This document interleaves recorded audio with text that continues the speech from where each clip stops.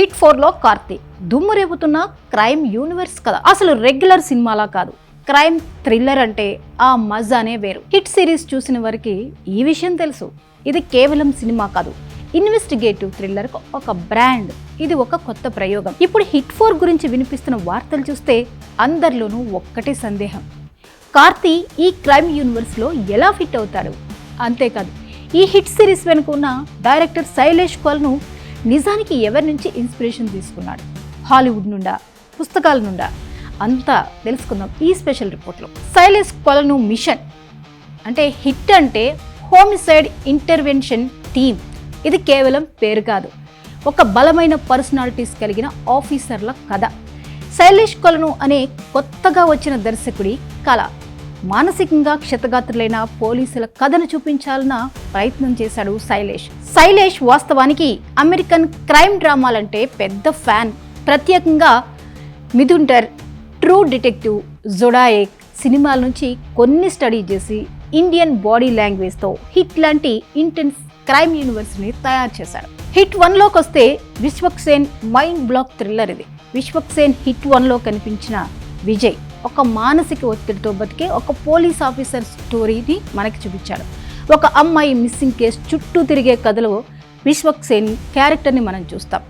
ఇది human psychology, pain, love, అలాగే బాధ, నైతికత ఇవన్నీ ఎలా కుదురుతాయో ఈ మూవీలో చూపించాడు. ఈ సినిమా యూత్లో ఒక క్రేజ్ అయిందంటే కారణం క్లాసిక్ కథ చెప్పే విధానం. ఇక హిట్ 2కి వస్తే అడవిశేషు స్టైల్ స్కేల్ని పెంచేసింది. హిట్ 2లో అడవిశేష్ వచ్చేసరికి స్కేలే మారిపోయింది, సీన్ అప్గ్రేడ్ అయింది. ఇంటలెక్చువల్ ఓ ఇన్వెస్టిగేటివ్ ఆఫీసర్ పాత్రలో శేష్ స్క్రిప్ట్ను తన బాడీ లాంగ్వేజ్తో ఫుల్ జస్టిఫై చేశాడు. హిట్ 2లో సీరియల్ కిల్లర్ అంశం, మానసిక వికృతులు, అలాగే వ్యక్తిగత అనుభవాలు మిక్స్ చేసి ఒక హాలీవుడ్ రేంజ్లో ఉంది అని అప్పుడే చర్చలు కూడా వచ్చాయి. ప్రజెంట్ హిట్ 3 దీనిలో నాని విషయానికి వచ్చేసరికి ఇది కేవలం కథ కాదు అనిపించింది, యూనివర్స్ని వృద్ధి చేసే యత్నంగా కనిపించింది అందరికీ. నాని పాత్ర గతం, భవిష్యత్ ఈ రెండు మిక్స్ అయిన ఒక చీకటి పాత్ర. హిట్ 3లో ఆయన పర్ఫార్మెన్స్తో పాటు మ్యూజిక్, నరేషన్ కూడా భిన్నంగా ఉన్నాయి. కానీ కొన్ని సెగ్మెంట్స్లో నాని ఓవర్ షాడో అయ్యాడన్న చర్చలు వచ్చాయి. ఇక హిట్ 4 కార్తీ ఎంట్రీ ఏదైతే ఉందో అదొక బోల్డ్ స్టెప్. ఇది వర్కౌట్ అవుతుందా అన్న ప్రశ్నలు అయితే వస్తున్నాయి. ఇప్పుడు అసలు బాంబ్ ఏంటంటే హిట్ 4లో కార్తీ కోలీవుడ్కు చెందిన క్రైమ్ థ్రిల్లర్ స్పెషలిస్ట్. తీరన్, అధికారం, ఒండ్రు, కైతీ లాంటి సినిమాలతో బోల్డ్ పోలీస్ పాత్రలు చేశాడు. కానీ తమిళ బాడీ లాంగ్వేజ్తో హిట్ యూనివర్స్లోకి రాగలడా? ఇది హిట్ క్రైమ్ యూనివర్స్ను మరింత సౌత్ ఇండియా స్థాయికి తీసుకువెళ్లాలన్న ప్లాన్ అనుకుంటున్నారు. కొన్ని చర్చల ప్రకారం హిట్ 4కు హాలీవుడ్ ప్రిజనర్స్ మిక్స్ ఉంటుంది అని చెప్పేసి చర్చలు కూడా జరుగుతున్నాయి. ఇంకా ఆసక్తికర విషయం ఏంటంటే హిట్ 3, 4లో కొంత రాజకీయ మిక్సింగ్ కూడా ఉందని అభిప్రాయాలైతే వస్తున్నాయి.